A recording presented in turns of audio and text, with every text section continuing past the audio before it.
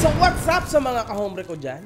Makagagawas up na naman nga pala to. At syempre mga kahombre ko, ito na yun. Today is the day kung kailan, kung saan, finally, bumalik na ang ating weekly dose of issues. Maraming salamat kay Mami Oni at sa Toro family at sa kanilang napakaganda, controversial na reality show. Let's see, man. Okay, previously to, no? Okay, dito, makikita natin, mga boss, na si Mami Oni ay hindi makatae. Ang aking best friend na si Queen! Tony. Hindi siya makatae because sanay siyang tumatae siya na meron siyang hinihipak, no? Now, may point dito si, si Under de Puque. Sabi niya, nasa isip mo na lang, nasa utak mo na lang yan. alam niyo mga boss, sa totoo lang, ako ay sobrang impressed kay Queen! Kasi kahit anong mangyari, hindi po madali ang alisin ng ganun lang ang bisyo. So, ngayon, natanggal niya. Dahil sa sobra niyang pagmamahal kay baby Tyron, our angel. He will be here soon. Ilang buwan na lang mga boss, okay? So exciting. Mami Oni, huwag ka magalala. Super worth it lahat. Lahat ng ginagawa mong sacrifices, super worth it yan lahat. Promise, man. You'll see. So ayan lang yung issue din dito. So dito, abante tayo. Napanood nyo lahat, no? Itong part na to. Itong part na to ay kung saan si Queen Oni talaga ay nagpapakita ng pagiging nanay niya, mabuting nanay, mabuting guidance counselor kung sa school. Kasi ano siya talaga, ang lupit niya mag-guide sa mga bata na inampon niya. Tulad ni Paye, tulad dito kay Ika, kita nyo, masyado siyang attentive. And actually, mabait tong batang to, si Ika. Kung mapapansin nyo dito, ayan, no? Kasi wala na daw siyang nanay, no? Sa mami kong nasa heaven, Yan. thank you po sa pag-guide sa akin na mapunta sa isang mapagmahal na mami Oni. At sa lolo ko po na maraming bata ang kagaya ko na wala ng mga magulang. Pero, hindi marami yung kagaya ko na sinuwerte. At hindi kupal tulad ni Paye. Okay? So, ngayon makikita nyo yung difference between Ika and Paye. Si Ika po ay super thankful kay Mami Oni, kay Queen, sa Toro family dahil sa paggabay sa kanya. Si Paye po, wala. Nakafocus lang siya sa sarili niya. Gandang-ganda siya sa pangit niyang muka. Sa araw-araw, tuwang-tuwa ako kay Happy. Kasi parang pangarap maging model. Si Happy po ang happy pill nating lahat. Okay? Alam na natin yan. Abante tayo. Dito naman, happy days lang dito with the Wamos and the family. Tas dito kay, anong pangalan nitong hayop na baklang to? Hindi ko to maalala kung sino to. Achino, right? So dito, nag-grocery si Mami Oni. At actually, this is funny. Naghahanap po etong influencer na to. Hindi ko siya kilala unfortunately, pero I would love to know him. Gusto ko siya makilala sana if may chance. Naghahanap siya na maiuuwi niya. Alam mo, Queen, ayan ka na naman. Tayong dalawa, Queen, magkikita na tayo pag manganganak ka na. So, sana mapanood mo to. Queen, alam mo, para sa akin, eto na naman ikaw sa pagiging tanga mo. Bagong kaibigan mo lang yan, or hindi ko alam, di ba? Kasi ako yung matagal mo ng kaibigan. Binigyan din niya ako ng mga bagay-bagay si Queen. Bakit mo to binigyan ng mga damit mo? Kasi sobrang bait talaga nitong hayop na tong si Queen Oni. Ano ba talaga? What the fuck, man? Ay nako, mahiritan lang po yung tao na yan. Queen, baka naman dyan. Meron naman dyan. Ayun, ganyan. Anyway, this person is quite funny. Eto si Achino. She's very funny. Napanood ko to. And I was laughing a lot, lalo na doon sa joke niya sa chandelier. That's very funny, man. Pero abante na tayo dito. 1 hour later. Naghahanap pa rin ako ng issue, guys. Meron bang issue dito today? Parang wala. Okay. Sagutan sila. Oh my God. Oh my God. Fight shamer. Sabi ko sa'yo eh. Sabi ko sa'yo. Hindi ko naman pinansin na tabi yung mukha mo. Oh! Para sa akin, foul tong pinagsasabi nitong si Achino, no? Kasi nasa lugar siya ni Tony. So, actually, nasa Toro family house siya. So, bahay ito ni Paye. Para sa'yo na dumating ka dyan and to do all of these comments, hindi siya maganda para sa akin. Pinoprovoke niya si Paye, actually. Mama ko daw, mami, patay na. Oh! Ikaw doon nagdama, hindi daw siya. Malay ko ba? Pero English na lang. Tuloy mo yung never in my life mo. Kaya mo na po yan. Oh! Basta pretty lang ako. Basta pretty lang na siya. Ikaw, pretty ka ba dyan? Ano pa mabubuga mo? Hindi, rin mo. I've been in the industry for 7 years. 7 years? And look where I am right now. Nasa bahay ka po ni Mami. Oh! In short, parehas lang silang ginagamit si Mami Oni. That's it, man. Marami pa siyang ipapaliwanag regarding dito, pero dito, nabaon siya ng tuluyan ni Paye.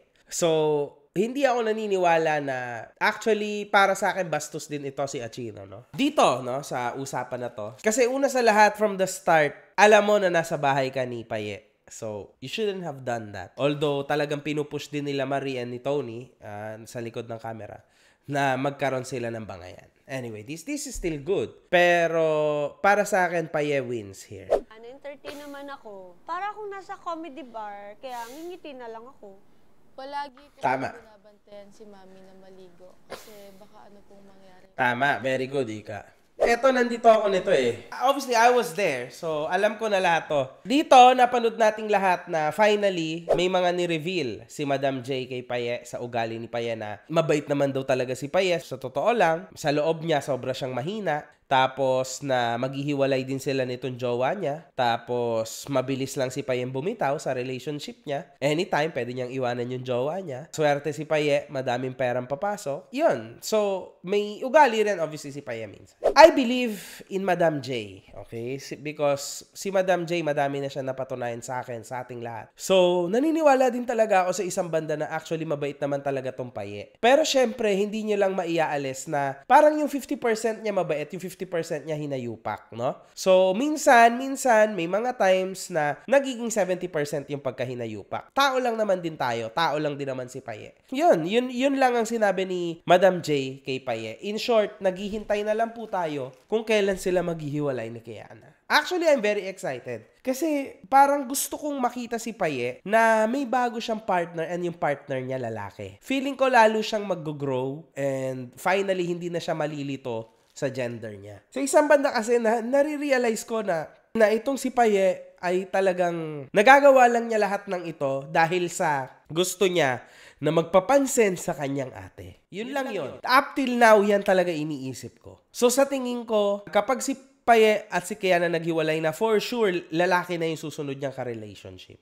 Which is 100% better for her. Sa mental niya, tsaka sa sarili niya rin. And sa reality na to. Kasi it would be crazy, man. Tang ina mo, hindi mo ako bibilo. Totoo yun. Ginagamit yun lang. Ayun, yung paawa defense niya, madalas niya daw ginagawa. Which is totoo, no? Pagka konting napapagsabihan siya, iyak siya, drama siya, praying na, tapos na ang lahat, yun na yun. And si Papi naman, I think positive lang, no? Tas okay yung kanilang relationship ng asawa niya. Odi, obviously, laging puro gulo lang to. Si Charis, nakadepende po sa kamay ni Mama Marie ang future nitong isa pang under the puke na si Charis. So, anyway, di ba? Hindi naman nabago yon sa atin.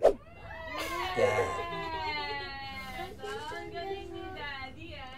So finally, mga boss, ayan na, nag-reveal na si Queen ng may heartbeat na yung baby niya. Kasi definitely, nung huling beses na pinakita niya tong anak niya, itong dinadala niya, medyo na off tayong lahat na pwede palang hindi siya buntes, di ba? As nangyari na sa kanya to. Now, it's for real now. So I'm very happy again for my best friend. Hoping na lalaki siya.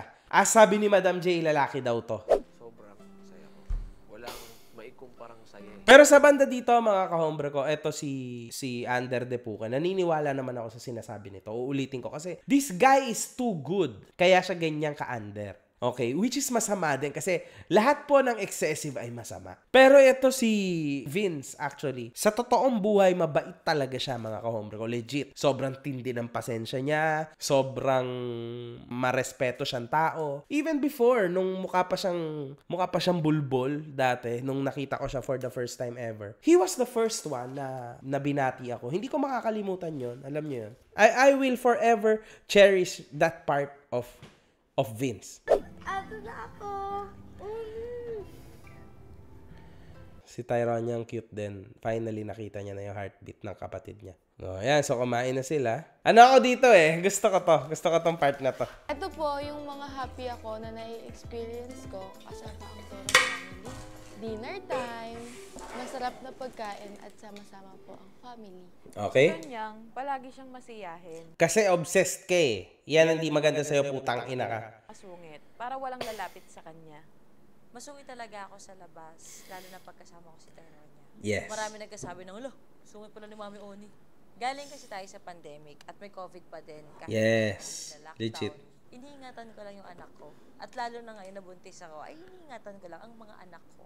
Lalo na na-experience ko dati, yung biglang hinahawakan si Tyronia, yung doon ako napipigon, bakit nyo hinahawakan yung anak ko? Diba? Hands off, putang ina, yan ang pinakayoko sa lahat, yung hahawakan si Tyronia para lang magpa-picture. Alam niya mga ka-hombre ko, dito sa part na to, this is very understandable. Lalo na sa caliber ni Queen, na sobrang sikat niya. Actually, she's the #1 YouTuber in the Philippines now. Diba? Hanapan nyo ng mas mataas kay Queen ngayon. Wala. Nobody. She's #1. She's on top of her game. Dati nasa prime siya, di ba? Tapos nawala siya. And then ngayon, bumalik ulit siya sa prime niya. Crazy, man. Walang nakakagawa ng ginagawa nito si Queen. Now, mga kahombre ko, para sa akin, may point siya. Ako, hindi naman ako kasing sikat ni Queen. Pero even ako, sigurado, maraming nakakapansin, maraming nakaka-realize, nakakaisip na napakakupal mo pala talaga sa personal. Minsan po kasi mga boss, lalo na pag lumalabas ako, syempre, gusto ko sana na yung oras ko talaga. Kasi lumalabas po ako para bumili ng laruan sa anak ko, sa asawa ko, kakain kami and all that. Tapos, syempre, mga boss, ang hirap na pwedeng pa-picture, ganyan, pagbibigyan mo isa, pagbibigyan mo na lahat. Yun lang naman, hindi ko alam kung maintindihan to ng mga tao. But,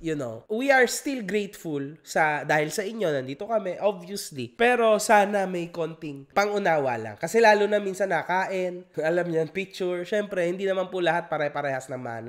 Sinong nanay, ayaw yan. Parang mapapaisip ka, bakit? Bakit tangina? Hinahawakan, day. Siya naman may problema siya sa anak niya, si kay Tyronia. Very famous din kasi. Isa sa pinaka-ayoko na nangyayari sa amin, kahit sa akin lang, kahit di ko kasama si Tyronia, ay pag kumakain ako, day. Pag kumakain ako sa labas, tapos yung magkasabi ganyan din ako. Papicture. Habang ngumunguya pa ako yung, Ang ganon. Napipikon na ako kasi parang, hindi ko pwede mag-antay. Sandali lang naman. Doon ako naiinis sa part lang na yon. Kasi kung privacy lang, open book naman pero yung respeto ng distansya, alam mo yun, sandali. Patapusin mo muna akong lumamon. Di ba kumakain ka din, nagugutom ka din, tao ka lang din, pares lang tayo. Sobrang nababasusan ako sa ganon. Pero, guys, don't get me wrong mahal na mahal ko ang supporters ko. Kahit ang followers ko, mahal na mahal ko yan sila. Grateful ako sa kung anong meron ako dahil sa suporta nyo. Pero putang ina, minsan naman putang ina, respeto din tayo pag may taong lumalamon. Yun lang naman. Pero alam nyo kung ano nakakatawa sa mga supporters ko at sa mga nakakakilala kay Mami Oni. Pag sinabi ko, di ba, kain ako, sabi sa akin, pwede ba picture? Kumakain, di ba? Pwede mamaya. Pag una ko, natawanan lang ako, tapos alis, ay, sige. Tapos mag-aantay sila sa gilid, tapos picture sila. Alam mo, kahit nainis ako, na ganun ka, pero nag-antay ka pa din, tapos, ayun, picture kami. Alam nyo na, kanina nainis ako sa inyo Dahil kilala nila ako na prangka ako, sinasabi ko lang kung yung nasa utak ko, nakakatuwa kasi tanggap nila kung paano ako. Kaya, picture pa rin sa inyo. Alam nyo na kasi ugali ko dahil sa vlogging at reality show. Salamat sa panonood. Kabisado nyo na si Mami Oni. Alam nyo, hindi ako galit. Gusto ko lang talagang lumamon. Gusto ko lang din enjoyin yung pagkain ko dahil. Tama, di ba? That's correct. Iwan nila ako. It's okay. Tsaka, paulit-ulit na ako. Busy ako sa pub. Focus ako. Actually, wala na nga akong time sa love life na yan Paano wala kang time sa love life? Ayun naman. Okay na tayo Diba, wala libang lumalabas sa cards ni Madam J kundi love life ang iniisip mo. Putang na ang unahin. Kasi ang jowa, pwede mong palitan. Ayan! Ako? Nag-iisa lang ako sa mundong to. Yes! It's my birthday! Let's go to Thailand! Happy birthday, Tyronia. Happy birthday. We love you. I love you. Mahal na mahal ka namin. Sobra. So dito, ito yung punta nila ni Queen sa Thailand. Napanood nyo naman na lahat yan for sure. Puro lamon lang to sila dyan and enjoy obviously. That's what they should do. I can't believe hindi talaga ako makapaniwala guys na kayang gawin ng ekop nila yon. May mga blade na nilalabas. Tapos bumubuga ng ping-pong ball. Ping-pong ball yun, di ba? Yung tawag doon. Basta yung gumaganon. Tapos nagsusulat. Hindi ko in-expect na meron palang kayang gumawa nun. Pero talent yon guys. Talent yon. Basta nakakanginig ng laman. Pero Believe ako. Sana wala nang nakikialam sa akin. Hindi ka papakialaman, Paye. So, that's it. Yan na pala yun. So, it's a happy reality. So, wala ako masyadong masasabi, obviously, kasi it's just a happy reality. Ako naman kailangan ko lang ng issue. So, sa ngayon, mga boss, hanggang dito na lang. Wala Wala sa ating binigay na malupit na issue si Queen. Kita-kits ulit next week. One love. Good fucking vibe.